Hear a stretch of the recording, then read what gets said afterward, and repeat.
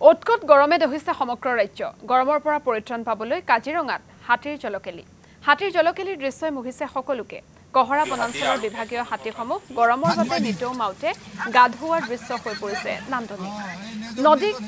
নদীত মাকৰ সৈতে প্ৰাণ ঢালি উমলিছে গৌৰী পৰমানন্দ বিক্ৰম আৰু গোবৰ্ধনে মাকৰ সৈতে পানীত নামিলে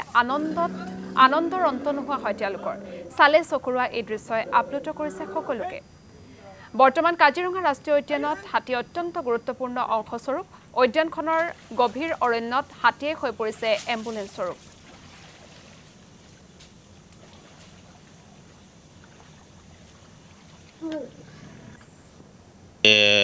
গৰমৰ কাৰণে বচাৰ কাৰণে বিল খালত অকণ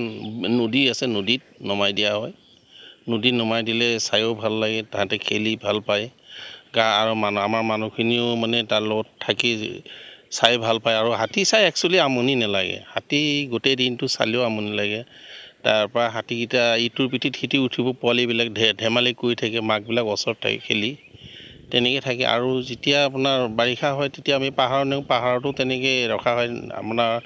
হাতী পাথৰ বুলি পেলাই মন্দিৰ আছে তাতো আমি তেনেকৈ গা চা ধুৱাওঁ হেৰি কৰোঁ আৰু আমাৰ মাউতখিনি সদায় মানে জড়িত হৈ থাকে ক'ৰবাত কিবা হৈছে কিবা হোৱা নাই বেমাৰ আজাৰ হৈছে তেনেকৈ চোৱা চিন্তা কৰে ৰাতিপুৱাৰ পৰা সন্ধিয়ালৈকে মাউতজন ব্যস্ত হৈ থাকিবলগীয়া হয় ৰাতিপুৱাৰ পৰা সন্ধিয়ালৈকে ব্যস্ত থকা হয় কিন্তু আমাৰ হাতী মানুহখিনি তাৰমানে দুজন মানুহ যিহকে দিছে এজন গ'লেও মানে এজন থকা হয়